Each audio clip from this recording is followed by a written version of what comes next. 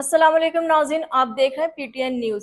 سکھر میں عالمی یوم آبادی کے موقع پر آگاہی سیمینار، ماہرین کا خاندانی منصوبہ بندی پر زور۔